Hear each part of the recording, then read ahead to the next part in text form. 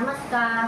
चला आपण आज बनवूया खानदेशी वरणबट्टी आणि गोडलेली वांग्याची भाजी. हे बघा, आपण हे दळून आणलेलं आहे, पण याच्यामध्ये मी काय टाकलेलं आहे, गहू आणि थोडीशी मका टाकलेला आहे आणि थोडं सोयाबीन पण टाकलेलं आहे आणि असं दळलेलं आहे. आपला जसा बारीक रवा असतो त्याप्रमाणे मी ते दळलेलं आहे. एकदम जाडं दळायचं नसतं, कारण की ते जाडं दळलं म्हणजे ते आपल्याला त्रास होतो. असं व्यवस्थित बारीक जसा रवा लागतो आपल्याला त्याप्रमाणे हे दळलेलं आहे. आता आपल्याला त्याच्यामध्ये काय काय टाकायचं आहे ते बघा. आपण त्याच्यामध्ये हा ओवा टाकायचा, आपल्याला असा हाताने आपल्या व्यवस्थित चुरून घ्यायचा त्याला आणि त्याच्यामध्ये तो नंतर टाकायचा आहे. थोडीशी शौक टाकायची, चवीला थोडी अशी टाकायची. आणि आता आपल्याला तूप टाकायचं आहे. त्याचं कारण असं की आपण तूप टाकलं तर ते त्याला एकदम मऊपणा येऊन जातो. आता आपल्याला त्याच्यामध्ये सोऱ्याची गरज नाही आहे. आपण हे 2 चमचे याच्यामध्ये मोहन घातलेला आहे. आता आपण इथे सोऱ्याचा वापर करू नये, कारण की आपण हे तूप टाकलेलं आहे, त्याच्यामुळे ह्या खुसखुशीत आपल्याला हे बट्टी आपली बनून जाणार आहे. आता थोडीशी आपल्याला हळद टाकायची आहे.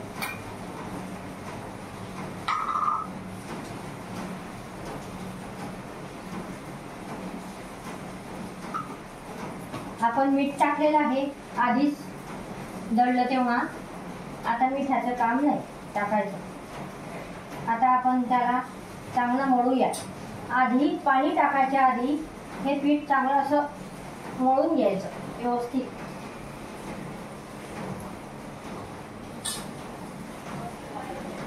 असं मळल्यानंतर त्याला बट्टी एकदम मऊपणा येऊन जाते. बट्टी खुसखुशीत होऊन जाते.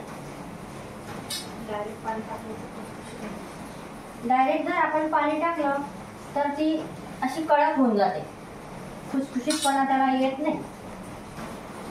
हे बघा, आता आपले हे गोळे बनताय तोपर्यंत आपल्याला हे पीठ असं चुरायचं आहे. असं व्यवस्थित चुरल्यानंतर हे बघा, आपले असे तर थोडे गोळे बनताय ना, तोपर्यंत आपल्याला हे पीठ चुरून घ्यायचं आहे.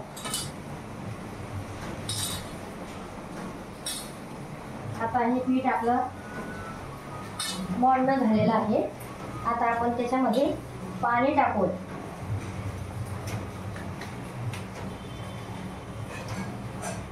हे असं थोडं थोडं पाणी टाकत राहायचं आणि हलवत राहायचं. एकदम बराबर टाकायचं नाही, त्याचं कारण की तो उंडा जास्त लुसलुशीत व्हायला नको पाहिजे. व्यवस्थित असा चुरलेला पाहिजे.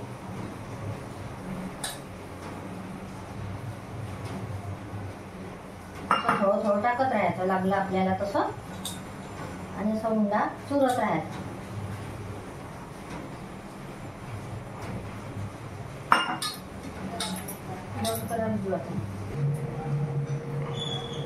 बघा, आता आपला हा कणिक आपली मळून झालेली आहे.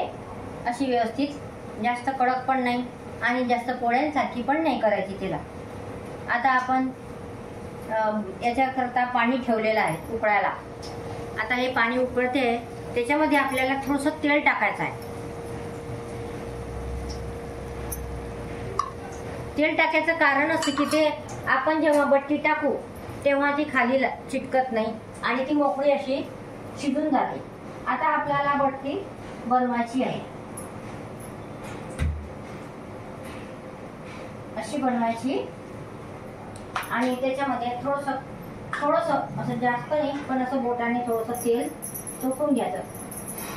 त्याच्यामुळे हे आपल्याला पूड येतं मध्ये. पूड आलं म्हणजे त्याला व्यवस्थित खुसखुशीतपणा येऊन जाईल.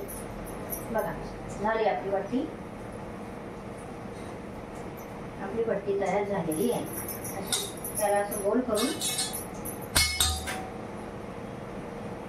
अशी ही त्याला दाबून द्यायची.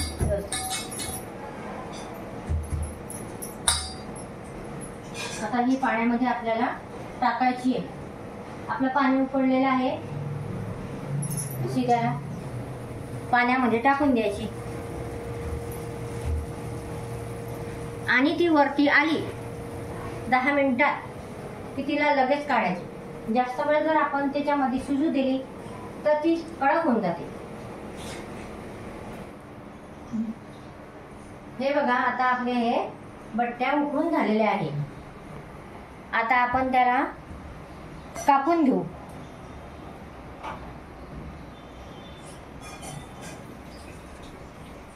अशा प्रकारे त्याला आपण कापून घ्यायचे.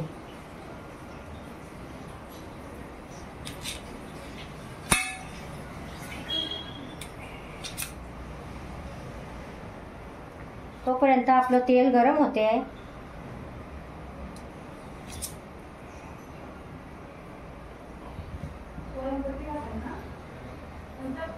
आता आपलं तेल गरम झालेलं आहे.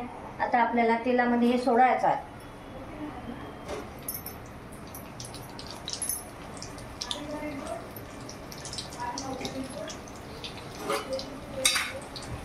असं हे व्यवस्थित तळू द्यायचं.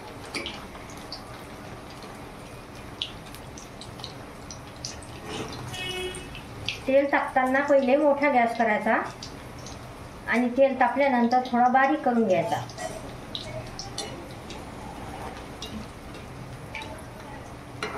असं त्याला व्यवस्थित हळूहळू होऊ द्यायचं.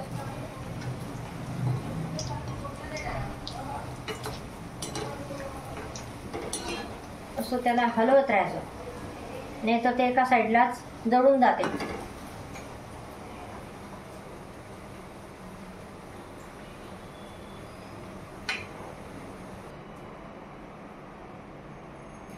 बघा, ही आता आपली बट्टी तयार झालेली आहे. चांगली खुसखुशीत झालेली आहे. आता ही तुम्हाला जर आवडली तर तुम्ही अशी पावसारखी तर कापू शकतात.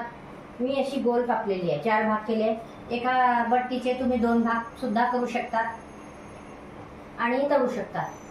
आता हे तुम्हाला जर माझे आवडले असेल तर तुम्ही मला प्रतिसाद देऊ शकता. धन्यवाद.